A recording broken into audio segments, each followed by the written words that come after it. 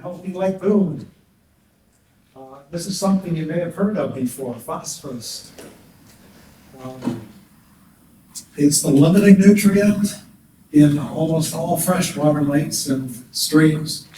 And we know who the culprits are, where things come from. And so this is just a reminder, as we all know, and this is what the aquatic weeds and the algae feed on. The algae blooms in this last year have gone from what we typically see as the localized kind of wind-driven, going into a little cove, kind of small, and then the wind blows the other way and it may move across. But we've seen some major algae blooms in this last summer. And algae are pretty adaptable organisms. They're understanding that they can change buoyancy to go up and down to get the right amount of nutrients and to get the right amount of sunlight. And so when they disappear at night, and then when the sun comes out the next day, it isn't too late in the morning before they reappear. But when we talk about extensive and persistent algae blooms, fortunately, Kirk has an algae-seeking drone that seems to fly around the first basin, and he has caught this. And as I say, this is much wider than we've ever seen it before, where it covers the entire basin or the entire area. So this is late in the season too. This is October, and there were some smaller ones earlier, certainly. And this is just 6 days later. This almost looks like a cloud reflection, but this is algae in different concentrations there. And it's really covered some wide areas. And these typically do include the cyanobacteria, which are the ones that can be toxic if they're ingested, especially. Some people have a little bit of surface effect on their skin. But this is still swimming season. The beach may be closed, but there are people still swimming, and this is a real concern. So in the studies of Lake Boon, we've been taking data pretty consistently, and this is typical here. This is a plot of temperature across the horizontal axis and the depth of the water on the vertical axis. So this is up near the surface. And as you go down in the hot summer months here, as you go down deeper and deeper, the water has stayed cool from the winter time, but it warms up and comes up this direction. And so you get this stratification where the cold, dense water is down at the bottom during the summer, and there's a big difference. And then the amazing thing is, if you compare this is September 9th, this green line, you can see a lot of stratification, a big difference in temperature here. So this is September 9th. By September 30th, it's all the same temperature.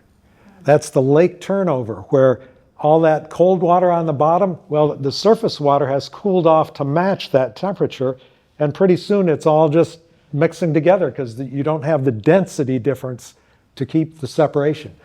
So all of a sudden, anything that was on the bottom, including bacteria, nutrients, anything, comes up to the surface. It gets diluted, but it's up there where it wants to be, the algae, that is. And so the other thing that occurs with this temperature stratification is the dissolved oxygen is affected. Now here, we've got the dissolved oxygen concentration. These are actually parts per million or milligrams per liter. So the concentration of oxygen is here. And again, it's the depth going from the surface all the way down to the bottom. This is in Basin 1, which is the deepest one and has the most effect because that's where you get this stratification. The other basins are so shallow that between the waves and the boats, they mix it up pretty much. Well, in the cold months, actually dissolved oxygen, it's very soluble. Oxygen dissolves to a large extent, so it's pretty far up at pretty high concentrations here. And in fact, here in February, it's really high. But then as it starts to warm up, you get less oxygen. It goes to a lower concentration. And what happens is when you get down to the bottom here, you've got the temperature stratification where the dense water is there and it stays there. And also on the bottom, you have all this organic material, the leaves, everything that's accumulated there, that eats up the oxygen. You're getting organic oxidation. And so all the oxygen is disappearing there, and some of it is absorbed into the organic, and also some iron in the sediment, which lakes typically have. And so you see in these hot summer months when you've got the stratification, the oxygen's down here to 0. So you won't find any fish on the bottom of the lake down here. They've got to do better than that. But when that oxygen gets down to 0, it really changes the effect on the phosphorus. The phosphorus that was down in the sediment, that was bound to the sediment, becomes soluble again, and it moves out into those bottom layers. So you've got this cold bottom layer just loaded with phosphorus. And then when that lake turnover occurs in September, the end of September, all of a sudden all that phosphorus gets turned around, gets diluted through the entire lake, the entire basin there, and then we get the really persistent algae blooms. So that creates a real problem. Here I'm just illustrating, this is basin 2, and here you can see through the whole year, it really does not change temperature very much. Or it changes temperature, but it stays fairly uniform. You don't see this tailing out to very low temperatures at the bottom in comparison to the top. So this is much less effective in the second basin. So this is data going through the year. So in this case, we've got the entire year on the horizontal axis here, and then we've got some variables here. The rain precipitation is the black lines going up here, so just to give us an idea of where rain events occur, the bigger ones. But then plotted with these little dots and symbols are the different locations in the lake where we monitor the phosphorus concentration. And the interesting thing that we did is we have the ability now to take samples from 20 feet down. So the red squares are the phosphorus concentration at the bottom of the first basin. And you can see at the beginning of the year, it's down nice and low, and it seems to creep up, has a general trend. And finally, in the hot summer months, we took a sample in, what was that, the end of July, I guess. It hit the all-time high, was at the bottom in that cold water where it was just sitting. And then, where was it in September? If you remember, that's where we saw the lake turnover. So it started coming down. It went down to here at the bottom of the lake.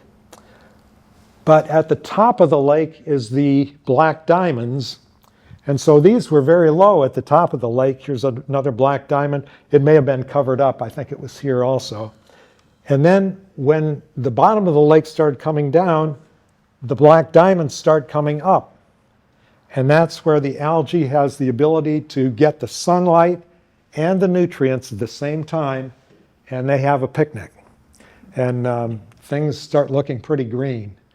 There's more you can pick out of this thing, but I think that's the main point that is important to realize, that bottom absorbs the phosphorus, and then it releases it the end of the summer. Oh, and then down at the bottom here, these green dots, imagine those are algae blooms, just what was reported kind of just by observation.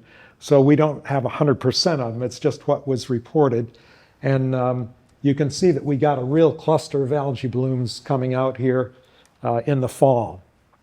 And that's, so as Red likes to hear if you have reports on weeds, we are interested to hear any reports on algae. And if you have a good picture of it, even better. So we are keeping a record here so that we have some track record to know how we're dealing with this. And this was in the study that was done when we had the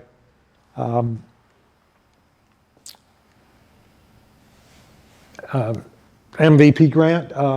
And this was the one where it identified the phosphorus transport, and a lot of it came from the sediment.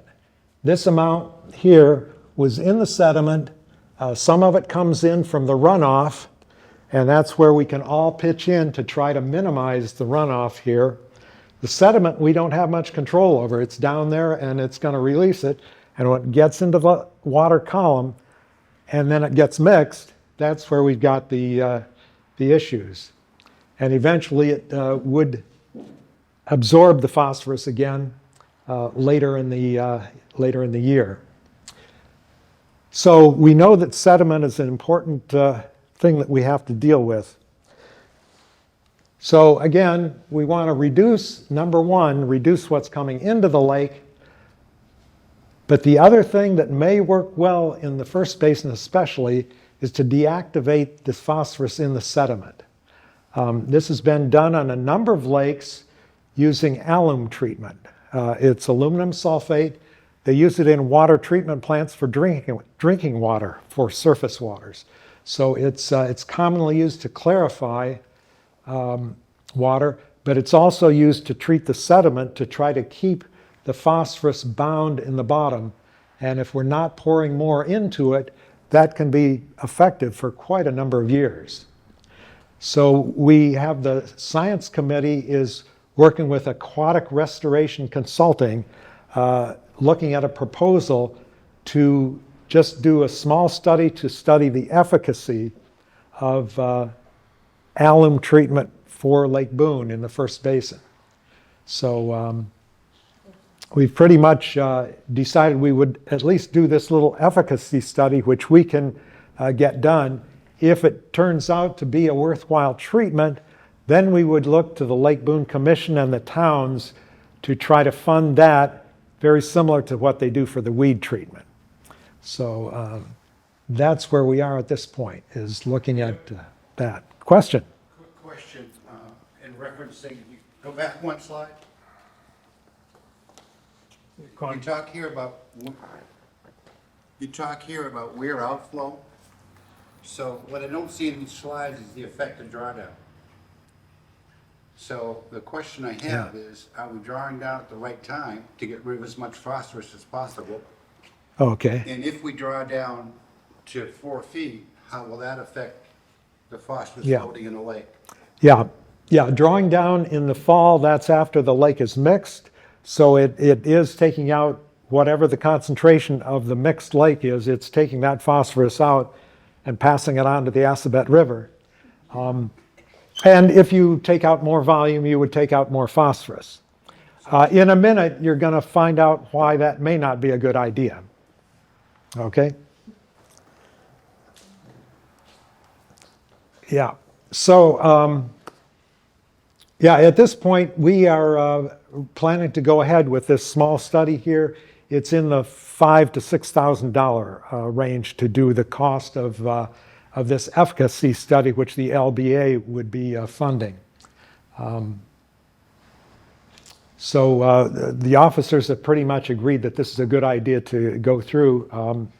Kirk. I'll just add, Dave, that the study would also recommend the dosing if it was decided to be determined to be a reasonable approach for our lake.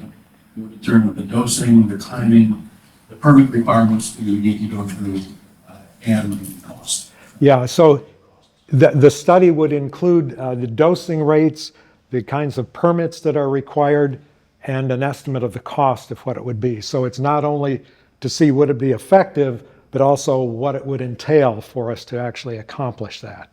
So they've already done a lot of work free. So we feel we have a real sense that they would do a great job. So we're ready to go ahead with that. Okay. So a lot of this information was put together with volunteers some from the Neshoba High School, some from the local residents around. And, but Dave Gray has really stepped up, and he continues to go out there and collect this information to help this lady, improve. So I'd like to see a round of applause.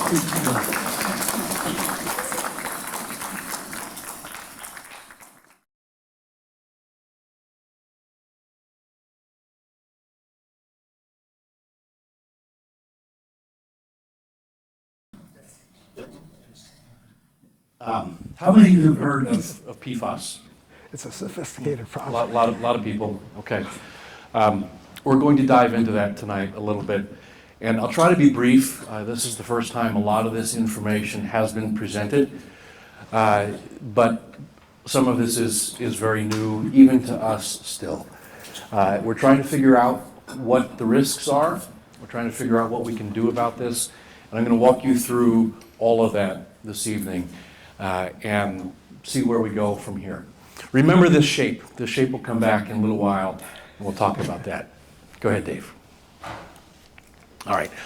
I'm going to bore you first with some background and some facts and some regulations. These are the things that we need to know as residents of this lake that drink the water that's in the groundwater attached to the lake. Want to talk a little bit about how PFAS gets to our lake hydraulically, what its sources are, how it actually moves toward us, how we ingest it, and then talk about tracing it back to sources, fingerprinting, this is what we call it. And the reason is not to point fingers. The reason is that the state of Massachusetts has tens of millions of dollars that they have recovered from lawsuits from manufacturers of PFAS. I'll get into all that in a minute. But without being able to identify sources of where it's coming from, we as private well owners don't have a chance of ever seeing any of that funding assistance. So part of what I want to try to mobilize as part of this educational effort is some action to try to reach out to our state representatives to get funding. JT, we've had some conversations about that, and we'll have some more. And so we'll talk about some recommendations for what we can do. But primarily tonight, I want to introduce you to the regulations that are very new. This toxic substance that is not new, but is just being discovered and learned about, and what it means to all of us as lake residents. Go ahead. Oh, yeah. Thanks. The PFAS, it's not just one thing. It's hundreds of different compounds of carbon. Dave, as a chemist, can explain them much better than I can. But they're per and polyfluoroalkyl substances that are basically human-made chemicals. You may have heard of them as forever chemicals. These do not break down naturally in the environment. They do not break down in our bodies, and they can cause significant illness in people. These are human-made chemicals. They're in everything that we have in our homes and our cars. They're in Teflon pans, they're in our shirts, they're in our carpets. They're also in firefighting foam, and that's unique to us here in Stow because we have the Firefighting Academy just upstream. Upstream, that's an important word. We're going to talk about that in a minute. They're not necessarily the bad guys, right? They do the right kind of work. They're training people to save our lives. But they use materials that have been manufactured over the years that have not been, the manufacturers of which have not been forthright with what they know about the toxicity of these chemicals. The health risks of ingesting PFAS can range from being sick to dying. This is serious stuff. Suppression of the immune system, increased risks of different kinds of cancer, birth defects, and other conditions. The EPA and the science community is still trying to learn about this. This is still emerging. 5 years ago, this was called an emerging contaminant. It's beyond that now. We know more about it, but it is still something that we have to learn a lot about, things we know and things we don't know, and trying to figure out the epidemiology, how it affects the human body, both for us and for those we may pass it on to in the future. Couple recommendations from me personally. If you want to learn more about this, some of you may be seeing these. There's a very good movie called Dark Waters from 2019. It's the true story from West Virginia of the legal action taken against DuPont company that was manufacturing PFAS. It got into local agricultural system. The cows started getting sick. The people started getting sick. It's a very good story of how it was first conceived, introduced into the environment, and started to cause problems. And what can be done about it? I noticed it's available on Netflix. It is available. Thank you. Yep. There's also a good book called Troubled Waters by Seth Siegel. He's What's Wrong with What We Drink. Very good history of how PFAS was manufactured in the first place, how it was introduced into everything we wear and eat and drink, why it's everywhere, and what different communities around the country are doing about it. Some very recent developments. I did mention that this is still very new. It's not something that states are grappling with. Not all states have regulations for PFAS yet. Massachusetts is one of 11 states that had recommendations for PFAS up until April of this year, when the EPA issued new regulations. But some things that have been going on that are important to know. In February of 2022, there was a very comprehensive report issued by GZA, an environmental consulting firm, for the Massachusetts DEP on the Firefighting Academy. And this was a report. It's this thick. It's got appendices that are even thicker. The state was kind enough to provide us with the electronic files of all the thousands of data points that they've sampled, and I'll show you those shortly. But a very comprehensive report. The issue here was this was written before the EPA guidelines came out that lowered the standard for acceptable PFAS. The standard back then was still quite a bit higher. Most of the numbers in the drinking water itself did not create a problem back then. They do now. But the report itself was focused on the environmental impacts. They studied the wetland adjacent to the Firefighting Academy, and just a little bit beyond that. They didn't really focus on drinking water per se. Okay, now we are. We're taking that data and turning it into how it affects our drinking water. Dave and I have been spending a lot of time together on this. We've been up a lot of nights dealing with a lot of data points, and it's a very interesting story that you'll see emerging. Last fall and going into this year, the Board of Health here in Stow, and by the way, this affects residents of Stow a lot more than Hudson. Hudson has PFAS too, but they have a public drinking water supply. And so they are building treatment for that in the public system. In Stow, as private residents, we don't have that luxury. In 2023-24, the Stow Board of Health passed a new bylaw that requires us, as residents of Stow with drinking water wells, to test that well at the point of sale of a home. Okay, we can no longer sell our house without testing the well water, and if it tests positive for PFAS above the EPA standard, we are responsible for remediating that. That's our financial responsibility. It's like Title V for the septic system, right? If you sell your house and you don't pass the Title V, you got to pay for it. It's the same thing with PFAS now, okay? That's on us. And that's one of the things that I hope that we can talk about mobilizing some action for. In April of this year, the EPA issued what was a long-awaited superseding regulation for PFAS across the country. Our state standard up until then had been 20 parts per trillion. I'm going to talk about what that means in a minute.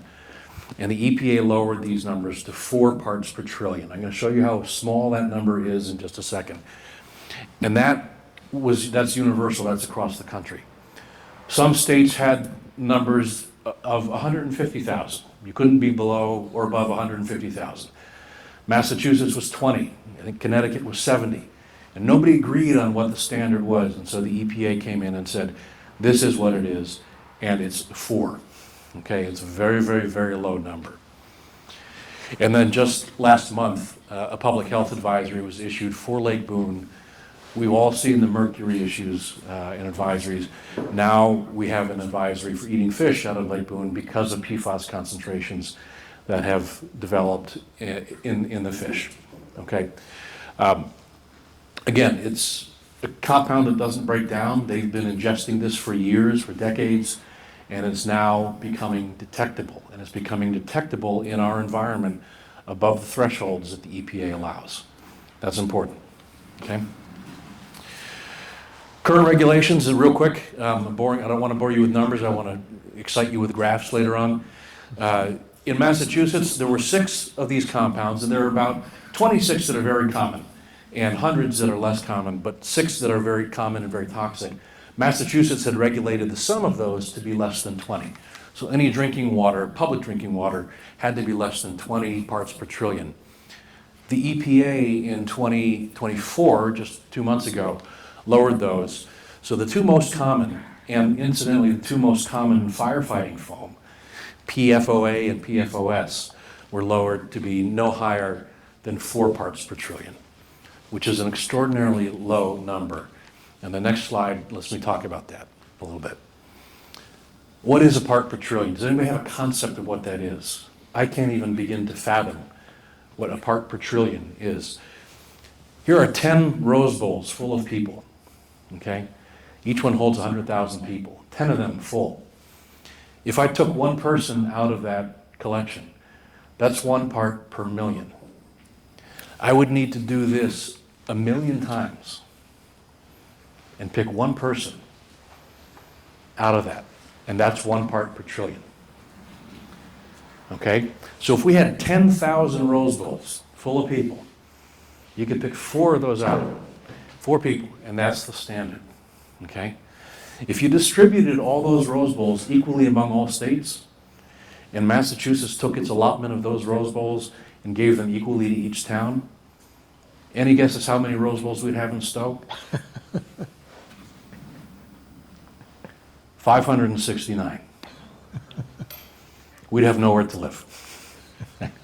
It's an extraordinarily small number. We can't conceive it in our minds, and yet it's toxic.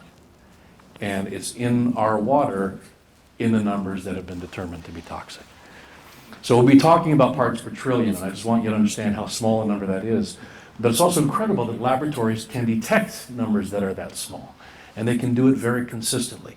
And so the science of laboratory measurements has evolved to the point where we can now keep up with this problem and measure it and track things. Okay, Dave. You can go on to the next one. I want to walk you through basically what kind of levels we've started to see in Stow. Again, this is not unique to our community. It's not unique to our lake. This is happening all over the country and the world. And in our state, it's happening in a lot of communities. Stow and Hudson happen to be towns where the concentration is among the highest. Okay, and that's partly because of all the different sources we have here. I'm going to be focusing on the Firefighting Academy because of its relationship hydraulically to Lake Boon. But the point here is we're not alone. It's all over the state. We can go ahead. So let's walk through a quick timeline of what we've started to see. It'll paint a picture of where we are right now. In 2018, this map, you've seen 100 maps of Lake Boon tonight. Here's another one. Here's the Fire Academy.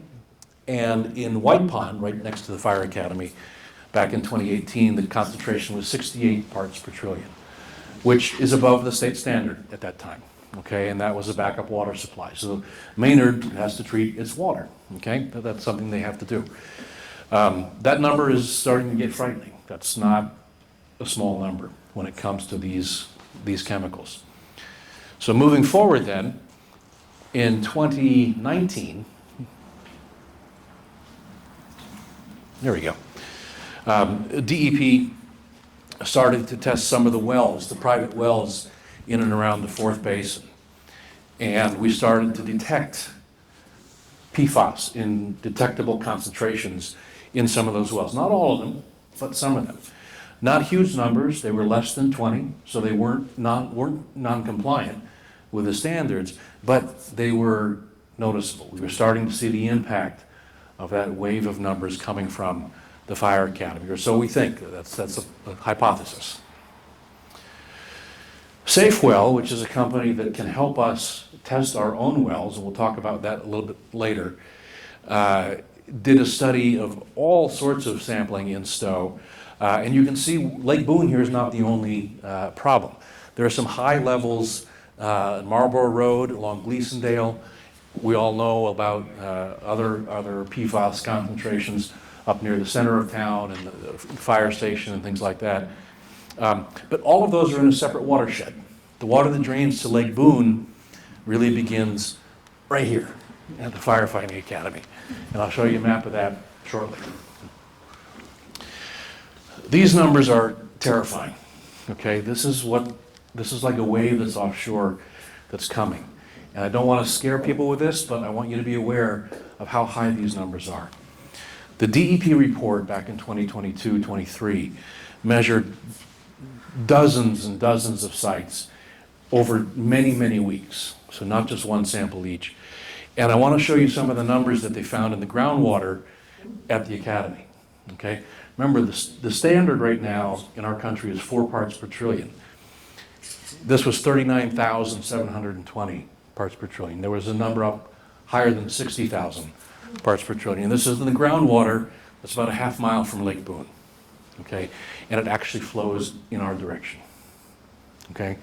Again, I don't want to portray the fire academy or the state as the perpetrator here. That's not the case, right? They're doing their job, but they're using chemicals that were manufactured under a bit of a cloak of secrecy, right? These companies knew about these chemicals and they didn't disclose it. And that's why they're getting sued by a lot of different states and a lot of different towns, and they're losing all of these cases. Okay, so we're starting to build a timeline here. That was 2022. You can go ahead, Dave. This is what we're starting to see now in Lake Boon. This is different sites up through 2022 in what are connected water bodies, right? Our drinking water wells are connected to the surface water of Lake Boon. Many of them are shallow wells right on the shoreline. It's the same water. And even if they're deep wells, we know that PFAS is getting into the bedrock and going down 300-400 feet and showing up at high concentrations. These are mostly shallow wells, and you can see here is our EPA standard of 4 parts per trillion. Not all of them are above that, but some of them are, and all of them are bumping up against that. And those numbers are likely only going to go up, as you see pretty soon as we talk about the flow pathways. The surface waters east of Lake Boon, these are some of the culverts that Dave and I have been measuring for flow and phosphorus. Well, they happen to have pretty high levels of PFAS too. This is water that's made its way through the wetlands to the west of the Firefighting Academy and are now getting ready to enter Lake Boon. This is what happens when they enter Lake Boon. Every site that was measured by that DEP study was above the EPA threshold. That's in all 4 basins. Okay? It's over a period of about 2 years, but all of those sites were above the threshold. We don't drink the water directly out of Lake Boon, right? We drink the water from the groundwater, but they're connected. And you can see that there is some benefit of filtration in the groundwater, which is encouraging. That's good. But these numbers are on the rise. Okay. I want to talk about the flow pathways because one of the things, Dave and I have been meeting and talking with a lot of people about this, and one of the concerns is, well, PFAS comes from everywhere. Right? It actually falls from the sky. It's in pesticides, and that's an issue in Stow. Right? Pesticides that sit in containers for years absorb PFAS from their containers and get into the air, and they spread it around. There are industries in Stow that are known to produce PFAS residuals, and I think to their credit, they've been doing a very good job of trying to remediate that. But there are more than one source, and so I want to talk about a way that we can begin to identify the PFAS in Lake Boon as being very clearly linked to the Firefighting Academy. Again, not because they're to blame, but because they've been using chemicals. And if we can make that linkage, we have a chance of getting some funding from the state with money that they already have to help us remediate this so that we don't have to bear all of the costs as citizens. That's the hope, okay? This is a series of pretty complex graphs. I'm trying to simplify them for you. Here's our Firefighting Academy. Okay, this is a cross-section of the earth where we live. Here's our Firefighting Academy. Here is White Pond, quite a bit lower. Okay, here's the bedrock, kind of goes up, and the flow pathways, these little blue arrows are the flow pathways. They come down, up again into White Pond, and basically move toward me across this page.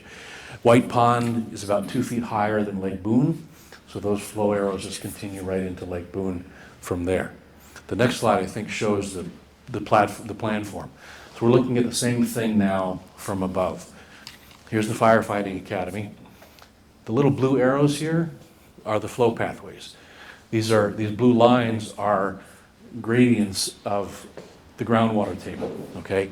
It's higher here, lower, lower, lower, lower.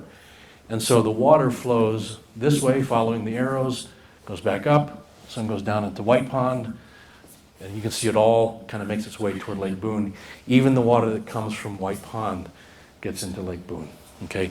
And this is all of our groundwater as well. It's traveling through the ground, okay? So, Sorry. you go back up one more. One more. There we go. So, from the point of those highest concentrations, the 60,000 parts per trillion, the water doesn't have to travel very far to bring that PFAS to us. And to me, it's like a giant wave offshore of very high numbers, much higher than we're seeing right now, waiting to get to us, okay? So we're trying to figure out if we can actually link it to these sites. So Dave, you can go ahead. One of the things we've done is draw these lines of equal concentration, okay? These are lines points of measurement taken directly from the DEP report and just connected. We just visually connected these. Here is the epicenter. This is where most of the firefighting foam was found. And to their credit, they've remediated a lot of that. They've dug it up and they've shipped it out of state. Somebody's got to deal with it, but it's not us for that part of it, right? But as we move to the west, move to the south, you can see these lines of constant concentration. Any engineer would look at that and say that's a very clear evidence of pathways emanating from one source into the surrounding environment. Okay, this is a very common technique in engineering to create these lines of constant concentration. They're like contours on a mountain hiking map. You can read those the same way. And incidentally, this green line represents numbers that are greater than 10, which exceed the EPA standard. Okay? And that's in the third basin and fourth basin. Also in the first and second basin. But the intent here is to show that there's a very clear pathway from Firefighting Academy into White Pond, Firefighting Academy into Lake Boon, and all of the surrounding neighborhoods where we tap the groundwater. This was a very, very rough calculation I did, but I think it's important for two reasons. I wanted to know how long it takes the groundwater to get from this hot spot to where we might be drinking it, where we might be pulling it out of the ground. And so here, all the documentation of the calculation is over there. And one of my colleagues at the firm that I work in did this calculation with me as well. And it's dependent on a lot of uncertain variables. But the best we can estimate is it takes anywhere between 2 and 14 years for an element of PFAS to travel that quarter mile or maybe half mile into our community, into our environment. Okay? That's important for two reasons. If it's on the high end, right, the more like 14 or 15 years, that means that we haven't even begun to see these massive concentrations that are out there. And that's frightening, right? If it takes a long time for the PFAS to migrate, it's still coming. There's a lot more coming and a lot higher concentrations. If it's at the low end, then maybe we're seeing some of the higher concentrations now, and maybe there's a lot of dilution. But, and I don't want to be a buzzkill, it does suggest that perhaps we consider the impacts of drawdown on PFAS, because one of the most important variables in this equation is the elevation difference between the source and the destination. And if the lake goes down another few feet, this number gets smaller and smaller, okay? So it's just something that I suggest we think about. I know, Conrad, you have brought up a number of very good, compelling reasons to consider more aggressive drawdown.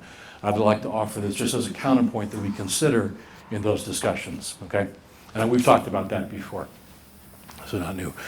But we're talking about really small numbers, teeny tiny particles, taking possibly 15 years to travel half a mile to us.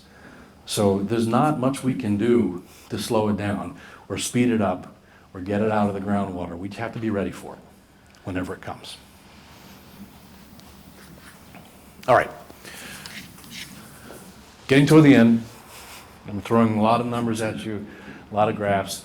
The graphs are going to get really cool, I promise you that. This one is not so much, but it's really important for what we're about to study.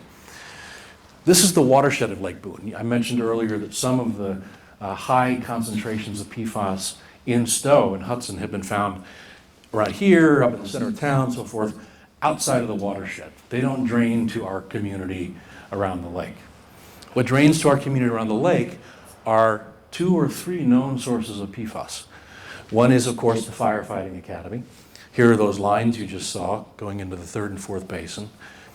There is an industrial plant that has been identified as a source, and I think, Dave, you can speak to this, they've done a very good job to be proactive and to start to remediate that. Yeah. Is that fair to say? And the Hudson Town well has a treatment system Right. that's in there now. So. And there is one other well that shows up just downstream. And interestingly, this is the only part of Lake Boon watershed that is fed by surface water. This is the water that flows into Monahan's Cove. Okay, everything else is really through the groundwater. Everything else that we're looking at over here is mostly through groundwater, and just a little bit, these trickles that we get through those culverts across the Sudbury Road. But that's a known source and a possible source of confusion when it comes to where is the PFAS coming from. How do we identify that? There's also, as I mentioned, the pesticides, right? How can we know, if I have a glass of water, how do I know where that PFAS in that glass of water has come from? Okay, that's been a big question, and it's in kind of a roadblock for us as we've started to explore avenues to help us get some available funding to remediate this problem. Again, the state has tens of millions of dollars that they've won through a lawsuit with DuPont and 3M, and maybe a few other manufacturers. And they're giving this to municipalities, mostly with public treatment plants, to help upgrade their treatment if they can identify the source. And here we are, a community of hundreds of well owners that, I'll show you, can identify a source. And I'm hoping that we can mobilize that into some sort of concerted community action. Okay, compound source tracking. This was new to me 3 months ago. A colleague of mine at the firm I work with explained this to me, and it's become extremely useful in our case.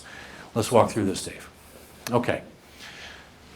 I'm going to explain the graphs that you're about to see with a very basic example. Okay, let's pretend I'm a car dealer, and I want to track the number of cars of different color that I've got on my lot through all the months of the year. I want to see if there are patterns of that, okay? Very, very simple example. First thing I do as an engineer, I plot a bar graph, and I can start to see some patterns, right? A lot of blue cars, a lot of silver cars, a lot of gray cars, not so much of the other colors. Right? Karen, Dave mentioned that you are particularly interested in this because you believe that the colors are stacked against you, right? Anyway, I hope this is reassuring to you. But anyway, that's useful, right? We use those graphs all the time in science and engineering. But what if you had 1,000 data points or 10,000 data points, right? That graph would go all the way around the room 3 or 4 times. It would be very difficult to discern any messages. So one of the things that the field has done as PFAS has become an issue, and we've started to collect thousands and thousands of data points, as we have here in Stow, is what's called a radar plot, okay? At the edge of each point is one of the colors, okay? And each line, which makes the shape, represents a month. And I can look at that and I can see patterns start to emerge, right? I can see, almost every month there's a lot of silver cars, A lot of blue cars, a lot of gray cars. I can get the same message that I can get with this, but I could get that over there if I had 1 million data points. I could see that pattern. Is it consistent? Is it random? Is it all over the place? Right there I can see it's very consistent, okay? And that's what we can do with PFAS. And I'm going to show you what our graphs look like, okay, using that. Does that make sense to everybody before we actually look at them? More or less? Well, okay. What we're looking for are patterns, okay? So, as I mentioned, the Mass DEP was kind enough to provide us with electronic copies of all of the data they took around the firefighting academy, in our lake, in our drinking water wells, and this is what it looks like, okay? Lake Boon, right here, again, there are 26 PFAS compounds, I think. They're all around the edge, and the rings, as they get bigger and bigger, represent higher concentrations, okay? So Lake Boon has very high concentrations of PFOA, which is known to be in firefighting foam, PFOS, and a few other things. I don't expect you to read all that, but what I'm looking for is a consistent pattern. And all of the samples that have been taken on Lake Boon, all 4 basins, all the different years, all the different months, replicate that same pattern. More or less. We're trying to trace parts per trillion, right? I would expect any lab to show me a graph that's all over the place. But it's remarkably how consistent they can be with these measurements. This is all of our measurements over many years, many months, all the basins, showing the same pattern, okay? We see similar patterns in the surface water culverts, not quite the same, but a little hitting the same compounds. Similar patterns in White Pond, different balance of compounds, but same general, pointing in the same directions. Our residential wells are showing some similarities, especially in the ones that are hitting the most. And Dave, what I'm going to do now is isolate this shape, this pattern. Okay, I'm going to shade that. We can go to the next slide. Okay, I've drawn a shape around this pattern. This is our signature. This is our fingerprint in Lake Boon. This is all the surface water in Lake Boon. Okay, it looks like this. We might put that on our t-shirts next year. I don't know. Oh, nice. Maybe not. Maybe not. Okay? But I want to take this shape and superimpose it on all of the other graphs and see what we can learn. Okay, that's the next slide. Okay. Down here, we're showing the pattern for pesticides. And Dave, if you can toggle back and forth just a little bit. Okay, here is the pesticide signature, and you put the Lake Boon signature on top of that, and it's not even close. Okay? We can rule out that pesticides are a major source of PFAS in Lake Boon. Okay, that's a big step. Okay? If you can go back again, Dave. Here's the well at the general store. Okay, the Stow General Store. Nothing like the concentration here. And that was indicative, that's not a source. That was indicative of the industrial source up in the Monahans Cove Basin. It's not that. Okay, it's not that. It's something different. You see similar patterns, residential wells, White Pond, but I want you to look, if you can take this off, Dave. This is the Firefighting Academy. The thousands of data points in the Firefighting Academy. If you put the shape back on, it's a match. Okay? Now there are changes. There are slight subtleties and variations in concentration and things like that. But all of the compounds that we're seeing in our lake are showing up in the same ratios at the Firefighting Academy. And that's how PFAS is traced. That's how the community of scientists and researchers have evolved to identify and fingerprint where PFAS is coming from. Okay? Not a smoking gun, but it sure is indicative of where our PFAS in the lake is coming from and where it's not coming from, which is equally important. All right. This is just another way to look at that. This is the Firefighting Academy up here. This time I'm going to draw a shape around its profile and superimpose it on every single one of the Lake Boon sites. This is all 4 basins, different times of year. You can go ahead and do that, Dave. There's the shape, and there it is. And you can see the only difference here is there was a little bit of one other compound coming out of the Firefighting Academy that we're not seeing at the lake. Sometimes they are absorbed in the soil. Sometimes they're called a precursor to PFAS. They react with other chemicals to form other compounds. So those numbers are actually fairly small and very few. But you can see that the pattern, again, at the academy matches the pattern that we see in the lake. Okay. That's the science behind it. So now what do we do? Right? What do we do? We have not a unique problem, but some of the highest concentrations of PFAS in the state of Massachusetts. We're currently, many of our wells, the surface water itself is well above the EPA standard consistently. The flow pathways from the firefighting academy provide a very clear traceability of the PFAS, and the fingerprinting. It's the flow pathways and the fingerprinting. You need both of those. But both of those in the study that Dave and I have worked on indicate that there's no question where it's coming from and where it's not coming from. Okay? And that's something that I think we can pursue. What we recommend now, and again, this is still so new to us, so new to the Lake Boone Association. The Science Committee of Lake Boone, really Dave and I are speaking as a proxy for them. We want to review this with them as well in much more detail. But what we recommend for now is setting aside some budget from the Lake Boone Association to do some regular testing of PFAS in all 4 basins of the lake, and maybe even some private wells. It doesn't have to be every month like Dave is doing right now with all of the phosphorus. Maybe annually, maybe biannually. The travel times, again, are fairly long. This is not something we have to do every week. Strongly recommend that residents test your own wells. Okay? Doesn't necessarily trigger a responsibility on your part. Right? The regulations that Stow, the Board of Health, has released require you to remediate it if you're selling your house. You have to test your well for PFAS. If you're building an addition to your house, you have to test your well for PFAS. If you're replacing or repairing your well, you have to test it for PFAS. And if it shows positive, you have to do something about it. You have to remediate it. We'll talk about how to do that. But if you just want to know for your own health, right? We've kind of been talking a little bit about the financial burden. That's a whole lot less important than the health risk that we're talking about. If you want to know if your water is safe, get it tested. We have some good recommendations for how to do that. And even group rates, I think, that we can explore and have explored, similar to the septic rates that we use as a community that can help us out. If you don't know and aren't comfortable, use bottled water for now, or a treatment system. We're going to talk a little bit about that in a second.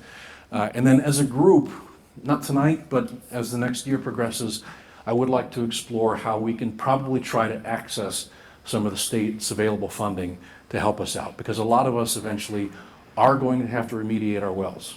Okay. The next slide talks about a few ways to do that. Oh no, I'm sorry. These are some of the companies that you can contact to have your wells tested. I'll caveat this with saying that this is from 2023. Some of these costs probably have gone up a little bit. It's also important that when you're doing this for compliance with the Stow Board of Health, that these are state certified labs. And some labs go through cycles where they are and they're not. So there's always confirm that they're state certified. Dave, anything to add on these? I know you did the research on this. Yeah, as Kirk says, this is old data here. The EPA has changed their limits. The laboratories are getting loaded up with backlogs on these, so I'm sure the prices have gone up. Yep. But Safewell, which is the organization that provided us the data from the townwide data of Stow, they offered us last year a group discount if we do that. They are a service. They're not a lab themselves. They pick up a sample from your house, from the right point in your house, and get it off to a lab, have it tested, and produce a very comprehensive report. It's a very good service a lot of people in town have used. So we really encourage you to contact one of these organizations.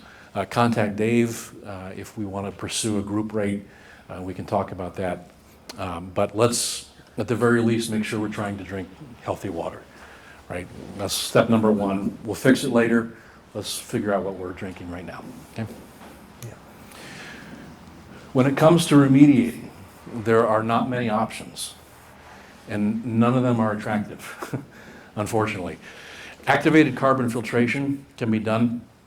If you're concerned about your drinking water health, not planning to sell your house anytime soon, you can install a filter on just your sink, your kitchen sink, and just ensure that your household members drink from that sink. That's perfectly legitimate. A carbon filter will filter out PFAS. It's not terribly expensive, several $100s instead of several $1,000s. You can choose to do what's called a POET system, which is the point of entry treatment. That treats all of the water in your house, your showers, all of the faucets, your hose, right? All of the water in your house now is treated. And this is what would be required by the Board of Health if you sell your house and your PFAS is above the threshold, okay? You would be required to treat everything in your house as if it were coming from a municipal treatment system, okay? This is a recent development, and it's tricky. We're talking a couple $100s here, or a few $100s, a few thousand here for the whole house. $3,000 to $6,000 are the numbers that I hear to have it installed and working. The problem with this is PFAS has been designated by Massachusetts, not all states, as a toxic substance. Not surprising, that's why we're here talking about it, right? But that means that the disposal of these filters, they don't go in your garbage can, okay? People have to pay anywhere between $800 and $1,500 a year just to dispose of those filters properly, okay? That's a problem, and that's something that's passed on to us, that's something that's passed on to other homeowners in the future. That's something that not a lot of people are aware of right now. These are the numbers that get kicked around. $3,000, $6,000, it's a whole lot cheaper than a septic system upgrade. But you start adding $1,500 every year, it adds up, okay? So that's something to be aware of. What a lot of public treatment facilities are doing is reverse osmosis. And that's fine. That's a process that gets rid of all the PFAS. You don't have to worry about the filter replacement. And some states allow you to use this in your home. Massachusetts does not, because most private well owners also have a septic system. We certainly do. If you had a sewer system that went to a point of treatment, you could discharge it, but we don't, and Massachusetts does not allow that. The only very narrow exception is if the waste from your house has a PFAS concentration less than the limit. And good luck with that if your incoming water is above the limit. It's not going to get any lower. So that's not really an option for us. Bottled water is another option. And in fact, the DEP has offered to pay for bottled water for at least 4 or 5 of the households in the Fourth Basin area that tested positive for PFAS back in 2018 or 19, whenever it was. And they've been providing that service. That may be something that we look into, but that's not a long-term solution that would comply with the Board of Health's requirements to completely treat all of the water entering your house if you ever sold it. Now, setting aside selling a house, it's entirely up to you what you want to do with the water. Some people don't believe that 4 parts per trillion is toxic. That's okay, right? You can drink the water if you want to. But it's important probably to know what you're drinking, and important to take some steps if you feel that the regulations out there are indicative of a health concern. Okay? I think I'm just about done. This is, I think, the last slide. Funding avenues, this is what we're starting to explore. We don't have any answers on this yet. As I mentioned, right now it's on the homeowners. If you choose, if you sell your home, you have to do it if you're above the limit.